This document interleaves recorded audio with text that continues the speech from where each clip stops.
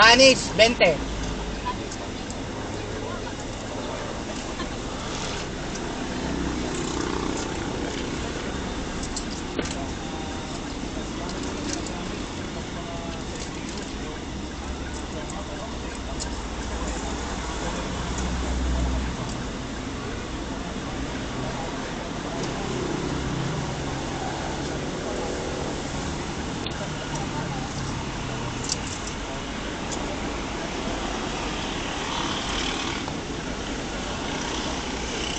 Salamat, darling.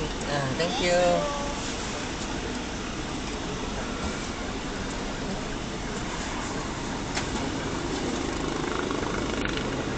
Yeah.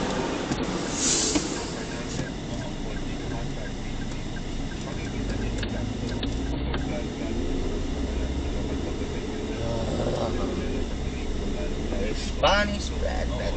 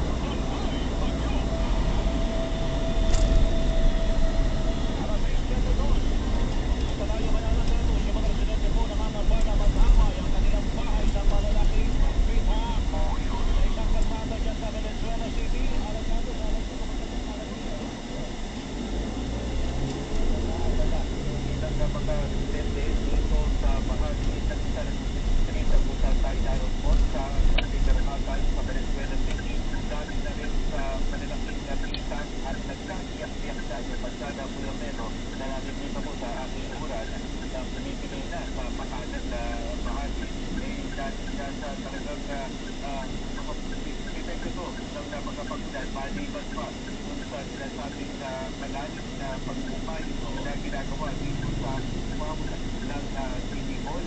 May construction kasi na ginagawa dito sa City Hall ng Valenzuela na naka-affect po sa kalsada. Nalalang pa kasi ang mga residente na madamay ang kanilang mga bahay at napunit ng malaking biyak sa kalsada. Kwento ng ilang residente nagsimulang nagkaroon ng mga bintang sa kalsada matapos ang malalim na pag-ukay sa compound ng City Hall. Tinuturo niya ng residente, yan nangyari yan pag-April. At magandang po, nagkasunan po sa hapon. Mga bahay yan, mga bahay yan sa paligid na ito ng ito parang perimeter fence ko na tingin na yun na yero lang ito, no? At ano ng yero yan, at natapos yan ay ano na, napakalalim na pag-ukay na ginagawa sa City Hall. Kaya naman po nakikita sa Manila City Hall, sa malalim na nabiyakan na isang kalsada na oo, parang kung sila yung dating. Kapag ikaw po ilan sa kalsada, simento po yung peno, sa makuwasan na sa lupa. Kaya sana, mapangyari na baka bumigay sa mga susunod na araw na pagtuloy-tuloy ay mga pangsilan pa. May ikon din ang diba? Pero ito ay lang na rin sa pag-ubay ng peno. Oo,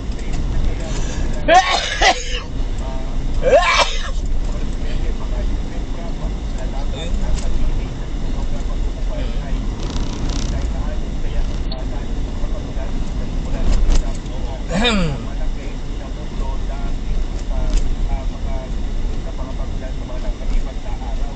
Dahil dyan, nasa 20 pamilya ang kanilang gas at sa pinakamalapit na eskwelahan sa Peno. Nilikas muna sila. May mga naiwan naman ng mga residente para pagkayan sa kanilang mga bahay. Bago yung mga biyak na yan sa kalsada, nauna na bumigay yung isang bahagi ka ng kalsada din pag-ring ng masalukuyang taon. Ilang beses na punong nire-repentuhan ng kontrakto ng kalsada, pero patuloy pa rin na tumatagilid at bumibigay yung bahagi ng kalsada. Kahapon naman, napundan dito ng malaking biyak natin sa mga pagmulan. Nananawagan sila sa rumah na pamalaan sa Valenzuela City para susundan ang kanilang problema at takot na maapektuhan ang kanilang mga bahay. Pero, ano daw may tatayo dyan? Ano nga? May mga nakikita tayo na karatula na nakalagay parang legislative building ng City Hall. Ito kasing bahagi na to ay malaking compound na ng City Hall. At kanina nakita mo yung parte ng parang binibigay na lupa. Kaya katabi naman doon yung Valenzuela City